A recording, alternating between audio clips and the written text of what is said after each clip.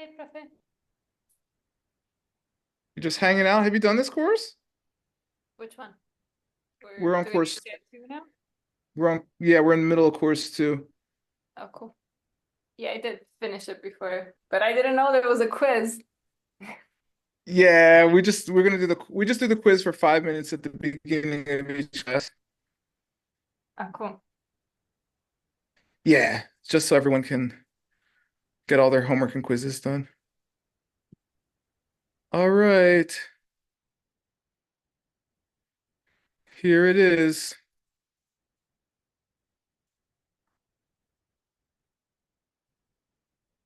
There are two questions. Can everyone see that? All right, 5 minutes, and I'll check in and see if everyone's done. Have fun.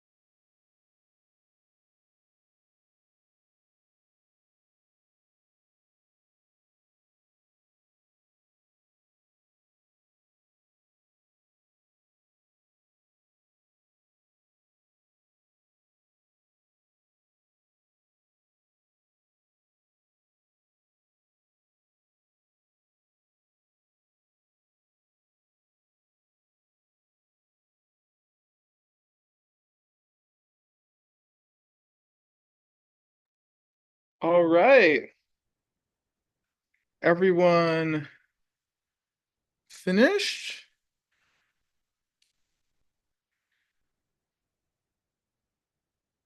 Any questions?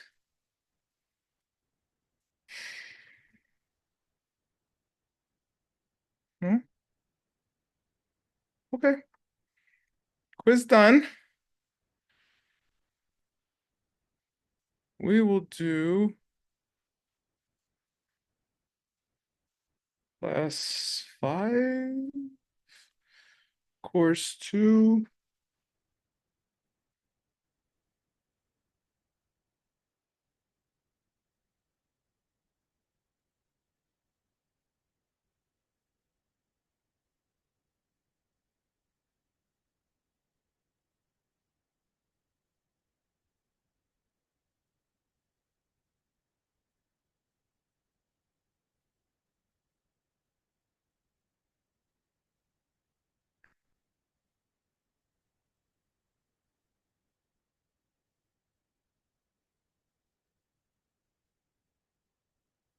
All right, here we go.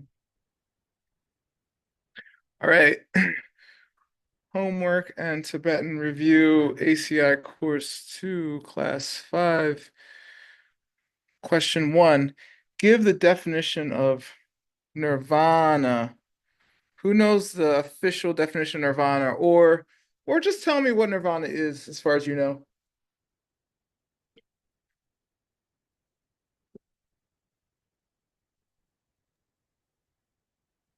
What is Nyandrip malupar pampeso sortango. Yay! That is Tibetan. Perfect. Okay. Now let's do it. Nundrup? What's Nundrup mean? It means obstacles of mental afflictions Yep. Obstacles caused by the mental afflictions. Correct. Malupar? without remainder. Yeah, all of them. Malu is all. Malupa is all that are, I don't know, in this case or having to deal with this. Nunjuk malupar. Um, pangpa, To pangpe. eliminate. Yeah, eliminate, get rid of. People say abandon. I don't like that definition when they use that because Hmm. I don't know. Abandoning the mental afflictions. Do you leave them on the side of the road? Like, you know what I mean? In English, it's weird. I Uh, wish I could. huh? I wish I could. I know. Bye. Um, yeah, eliminate is for me is a good definition. Um, sosor? Each. Yeah, Individual. yeah. So can mean can mean each. In this case, it's kind of one by one, meaning kind of one at a time. Uh, or for each or something. I don't know. There's an R at the end too, sosor. Um, and then tang. Is that like permanently or something like that? Uh, that's a prenasal on yeah. Go Gok means to stop. Yeah, put an end to stop. Like gakja, it's the it's the verb of that noun. To end. Uh tongue, tongue. What is the tongue? Ta? What? My brain's doing something. What is I the don't know. tongue? I can't see it either. They My don't. brain. Oh, tango. Tango. Oh, that's why. It's a yeah. Because it's a weird prenasal. This ends up making an N sound in here. It's tak. Yeah, through examination. Yeah. Due to the individual analysis or individual examination. Yeah, tak. All right. Okay, good job. Read this, Miss Roxana. Nirvana is defined as the permanent cessation in which one has eliminated the mental affliction obstacles in their entirety due to one's individual analysis. Yeah, Geshe put ones here. This is so-so. Uh, eh, wait, no. That's wrong. Sorry. Ones is the person. Individual is a so-so. Sorry. So-so means yeah. Individual means one by one, each one, meaning each mental affliction has gotten taken out due to your understanding, which is basically direct perception of emptiness or vipassana during that direct perception, something like that. There is one cessation that happens before you achieve vipassana. What's that?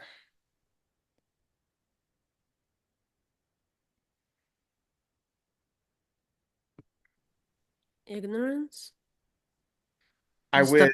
being your self-existent. No.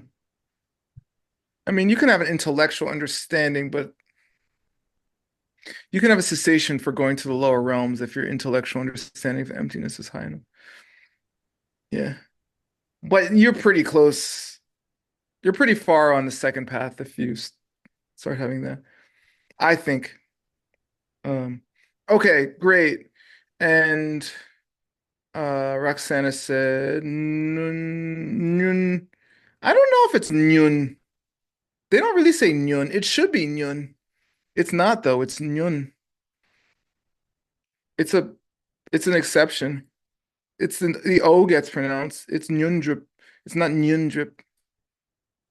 So I don't know. We could have an argument about it. Nyun drip malupar pang pe so sur tango. All right.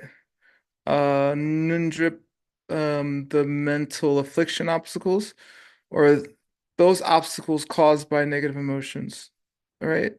Obstacles to achieving nirvana specifically. Malu, none left over, meaning all. Malupa, this is a preposition. Um, when, or it could be like when or in that case or something. Um, Pangpa means uh to end, to eliminate. This genitive particle, I don't know. I don't know exactly. Sosor, um, each each of them, something like that. Tak and analyze, to look at closely, to investigate. Um, Ngok, to end. All right. And this makes a prenasal in here. It makes it tangok. That's a good one to memorize. Nunja malo parpang peso sor tangok. All right. It's not that long. It's like the short definition of bodhicitta. It's you can handle it. All right. Good. Question number 2. Who would like to read? Thank you, translators, for translating, by the way. Hmm. Um, how? How's here? How do you want to read? Yes. Read question 2, please. Yeah. Thank you, Dr. Wood.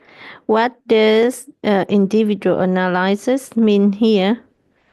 Yeah, Tibetan go also ahead. give Tibetan for this phrase. Okay, we just talked about it. What's the phrase in Tibetan? How? Do you remember? It's in here. Um, the social That's individual. What about analysis? tak Yeah, tak so sort. Yeah, good. Uh-huh. Yeah. Sorry. Yeah, tak. Good, good. What does it mean here? Do you know how? We kind of just talked about it. Talk about like um we like renounce on the mental afflictions, the obstacle. Yes. Yeah, it's looking at each of the obstacles one by one using your high level of meditation in Vipassana, with the direct perception of emptiness. You're like, is that thing self-existent? Nope. How about that one? Nope. That one? Nope. That one? Da, da, da, da. Okay. You Yeah. do that. How many times do you have to do that to get rid of every mental affliction? A lot. I At saw least 34,000 times. Yeah, good. I saw Roxana's lips too. Yeah. I don't know. I don't think you have to meditate 84,000. I think they come in batches, okay? Um, it's like if I blow up the bottom of a building, the whole thing would come down, okay? So I think they start falling away in groups, like icebergs or something. Okay? Yeah. So I hope I don't have to meditate.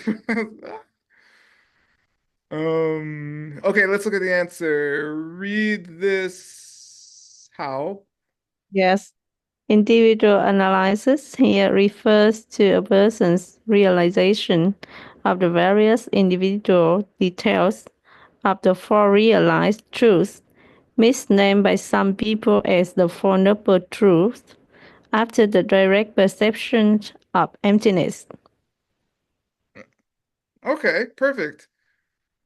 I thought it was more Doring, but that makes sense. Hmm. So you have the direct perception of emptiness, and then using what you learned during that, you then apply it to all your mental afflictions. Yeah, Perfect. Wonderful. thank you. Good question. You have a question, Mike? I do. So the individual here means that we need to individually go through each mental affliction. I'm not saying 84,000, but like it's talking about we need to individually attack each mental affliction with the understanding of emptiness. And it's not talking about us as an individual need to ourselves make these realizations. No, but both are true. The word individual here does not mean the person. It means you have to analyze them individually. I always think about it like this. It's like, I don't know, if you came from like a dysfunctional family and one day you realized my mom's an alcoholic or something like that, then all of a sudden you'd be like, wait, this makes sense and that makes sense and that's why she did that. And you would all of a sudden put all these pieces together from that realization. Does that make sense? Yeah, that's great. Thank you. Yeah, so having a realization in meditation, like, wait, nothing is self-existent? What about when I'm mad at that person? No. That person? No. What about me? No. Huh? And the dominoes start to fall from there. That's why I don't think I don't think you have to meditate 84,000 times. Or, see emptiness 84,000 times. But I wonder, is it for each of the afflictions? So for an Arya, anger arises at one point. They can just see its emptiness and just let it go, and then anger is gone forever for Yes. them. Yes. Wow. Yeah, anger disappears on the third bodhisattva level. That's very cool. I know, the dream. Please, please, make it happen. I can't live like this anymore. So true, that makes me even more hopeful. Exactly. Well, it's true, because even things that you might have that aren't even characterized as like Buddhist realizations still get you there, right? I mean, if you start noticing your behavior and how it affects people and then change your behavior, that's a kind of minor realization. You're like, oh, if I act like that, that's going to cause these kind of ripples in my life. And if I stop acting like that, then those ripples change. I mean, that still has to happen before you see emptiness. You still have to like practice ethics in a way that is based on a clear understanding of how you are behaving and acting. You know, you don't just follow like a book that, and maybe in the very beginning, but later you have to refine it. Okay. Um, Great questions though. Yeah, so sortang. All right, good job, everyone. I'm actually clear now too. Um, yeah. So on the Bodhisattva levels, I don't know how it works in the Hinayana gradations of the path, but on the Bodhisattva levels, yeah, you achieve one of the six perfections um, for each bhumi for the first six. That's that's what they say. You know, I don't know if the map is the same as terrain. I'll tell you when I get there. All right, question 3. Um, Jessica, Yes, can you speak right now? I can. Okay, go ahead. What is a mental affliction obstacle? Tibetan track answer with Tibetan for phrase. Yeah, for this phrase. Good, thank you. Yeah, what is a mental affliction obstacle? It's kind of funny wording in the Tibetan. There's a trick to it, but what is it? What is a mental affliction? How about that? Or the negative emotions. A mental affliction is an affliction of the mind. Yes, you're right. But what is it? Define it. It's anything that disturbs the peace of mind of the person having it, or something like that. Well, that's perfect. Yes. That is the classical definition of a klesha, right? Which is the translation of the word into English is mental affliction. Klesha in Sanskrit, it means klish, something that pokes you, something that bothers you. And they specifically say bothers the person who's having it, okay? Meaning just because if it bothered everybody, then nirvana wouldn't be possible. So just because I'm having a mental affliction doesn't mean Roxanne is bothered by it, meaning she could be in nirvana while I'm ripping my few remaining hairs out. Okay? Um, which is to say nirvana is possible. Okay. Okay. Now what's an obstacle, a mental affliction obstacle? How about that?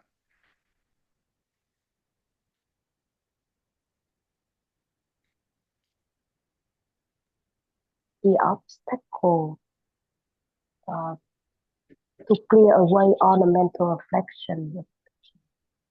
Mm, kind Mental of. affliction obstacle would be anything that stops the person achieving nirvana.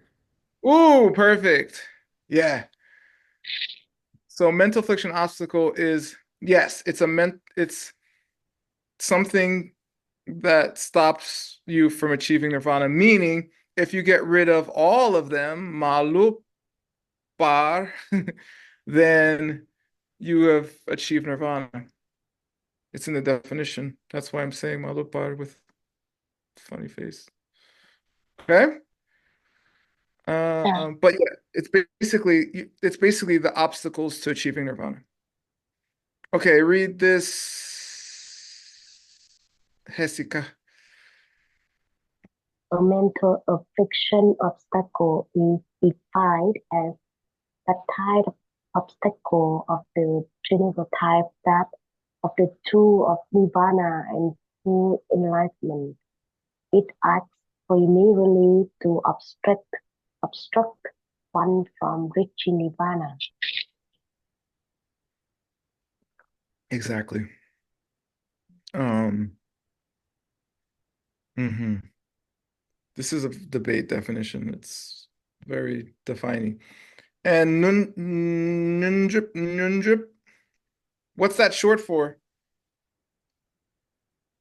Tibetan scholars? Ninmong Trippa. Yeah, something like that. Nungmongwe Dripa. Uh, Nungmongwa? Yeah, Nungmong. Anyway, yeah, there's a genitive somewhere in there. Yeah, the obstacles caused by mental affliction. All right. That's that's kind of what it really means. Very good, very good. Thank you, Jessica. And Jessica, thanks for helping organize the English class we had for 4 months that you didn't even get to take place in because you're taking care of your baby, take part in, and then it became this class. So if you hadn't done that, we wouldn't be doing this probably. So yay for Jessica. Nice.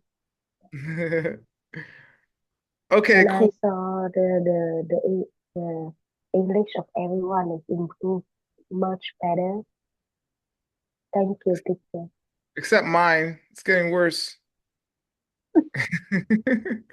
No, I studied Tibetan for like 10 years straight looking at this dictionary, and I didn't read almost any English books. So I just looked at Chinese and Tibetan for like about 8 years straight. I stopped spelling words right. I was like, is that one word or two? It was very funny. You can lose your language. Okay, question 4. Who wants to read? Sorokina. Alevtina Sorokina. She here? She fell. Yes, I'm here. Hi, would you like to read? What is nature nirvana? Is actually nirvana? Yeah. Tibetan track. Also give Tibetan for this phrase. Okay, good. What is natural nirvana?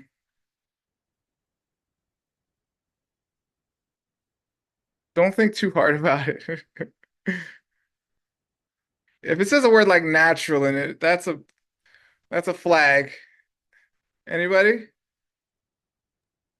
Is that assuming that one can reach it without needing to stop negative emotions or meditate about it? Nah, it's not that complicated. But no. It's a direct perception of emptiness. Yeah, it's just emptiness. It's just emptiness. And I don't know, I took all these courses um a few times. And now we're translating all this poetry from the Mind Only School and in Buddhist praises. And it talks about stuff like natural nirvana and all these things. And I would have no idea what they were talking about, even if I knew Tibetan. But it's just a like metaphorical way to say emptiness, that's all. Meaning things are in their natural state, in their real state, in their ultimate state, they are at peace because they don't exist at all. Not because they achieved some kind of peace, though. Okay, is it actually nirvana? For that amount of time, the person is in direct perception of emptiness? Yes.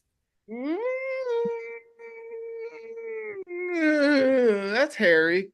I would say no, but sometimes they call the direct perception of emptiness nirvana without remainder or something like that.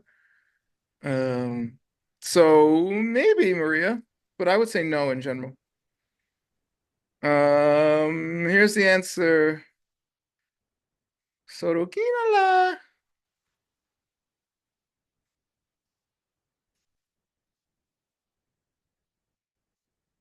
Can you read Podlashka Chitai? Okay. Natural nirvana is actually just another term for the emptiness which is a part of every existing object. It is not actually nirvana sign, it is not the permanent end of one's mental afflictions due to perceiving emptiness directly. Yeah, exactly. Yeah. I'm still thinking about the first answer. I feel like it's helping me. So it's not this. Natural nirvana is the opposite of this. It's just the state of things, the ultimate state of things. Um, hmm. I wonder about achieving nirvana on the Hinayana path, though. Do you know that story, the Wheel of Life story about King Udayana? He achieved nirvana when he looked at the painting once. I don't know. I don't know. I don't know if he's considered a bodhisattva or what, but it's kind of interesting. So I guess it can happen fast. Maybe he was already an Arya and they didn't say it in the story. Hmm. Okay, how do you say natural nirvana in Tibetan? Tibetano.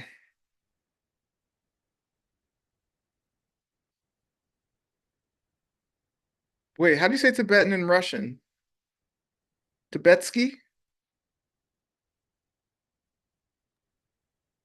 Да, Really?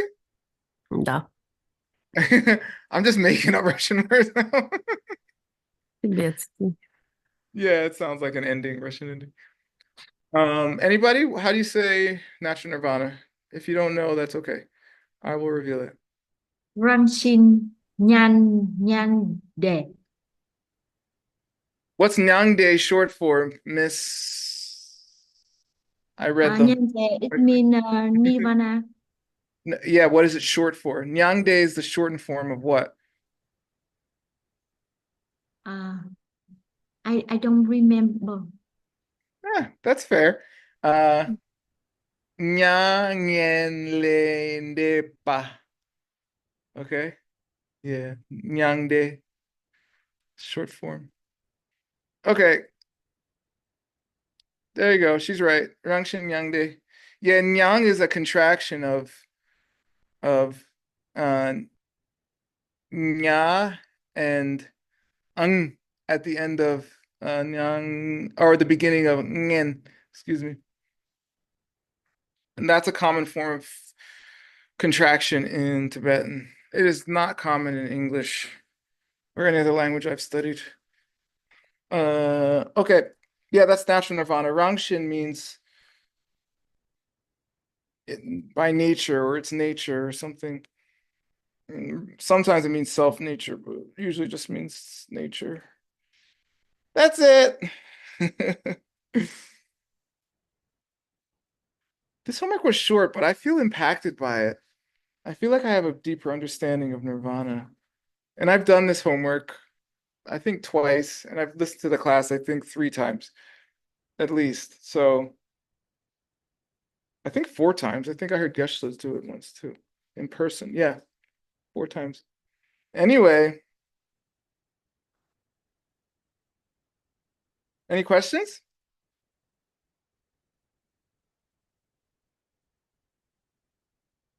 No? I do. It's kind of random. It's from the reading. Ooh, you're doing the reading? I'm Go ahead. trying to. I know, it's crazy. It's not that long, is it? It's only like 40 pages or something, right? It's super short, but it's just really dense. I might teach it. If it's short, I'll teach it. Sweet. What's your question, Mike? So it's like the last sentence, and it talks about the extreme of permanence and the extreme of ending, are those, I've never heard those terms before, like the extreme of permanence. Like, is that just like the extreme view of thinking that things are permanent or coming from their own self, and the That is, extreme of ending, yeah. meaning that thinking that things like start or end? Yeah, it's takpeta and chepeta. Because you think things exist, you think they have to exist self-existently. So you believe in the extreme that things are just there forever because they exist. And those are old, those are old Geshe Michael translations. He wouldn't translate it like that anymore. But they're hard to translate because they're results. It's not really the names of the extremes are results. Because you think things exist self-existently, you believe that things will last forever, like your body and your marriage and your, I don't know, your city, your country, you know? And then because someone gave you a incomplete teaching on emptiness, or you understood it incompletely, you believe nothing exists. Everything just stops. Everything's gone. And that's chepeta. And that's like the first category is like 99.99999% of people. And the second extreme is like 0.00001% of people that they believe in nihilism or something like that. And I was a philosophy major, and there was a bunch of nihilists in my philosophy cadre or whatever. And I always thought it was weird. And I was doing Taekwondo at the time. I was crazy about martial arts, competition martial arts in college. And I had one simple question for these nihilist kids. I was like, they're like, you're a nihilist. Yes. So you believe nothing exists? Yes. Okay, let me punch you in the face. No one said yes. Because it's all in their head. It doesn't make sense. Nothing exists. So what's happening right now? So nihilism is just like a misunderstanding of emptiness when, as far as I'm concerned. Nothing exists self-existently. That's all. But things exist. That's how we're having this conversation. Obviously. Right? Okay. Does that answer your question, Mike? It does. Thank you very much. Okay, thank Geshe. He explained it to me about 70 times. All right, that's it. We are done. Today's Friday, so we will have ACI class tomorrow, Saturday. On Saturday mornings, I have the class an hour earlier because mixed nuts happens at this time. So please come at 7 a.m. Arizona time. And yeah, we'll keep going. This is day, I don't know, I guess 10? This is the 10th class? Is that right? I think so. And so we'll have another 170 classes. All right? Something like that. But we'll finish and I'll be done and I'll never do this again. And you'll have to watch the videos. I still do want to teach the readings, and I do want to teach the actual class content one day. That's different, and I will do that. For some reason, I'm doing the homeworks first, and I did reading one already this summer. ACI has the recording someplace if you want to be tortured for like 96 hours of me teaching Tibetan. But not the reading itself. It's beautiful. It's amazing. Okay. All right. I will take break. Thank you, translators. You're awesome. I love you. Please stay. If you want to take more classes with me today, they start right after this one, 9 o'clock Arizona time. Cảm ơn thầy. Thank you so much. Do you have a Thank question? you. Do you have a question, Roxana? What class? I'm teaching. Maybe stop recording, I guess, everybody.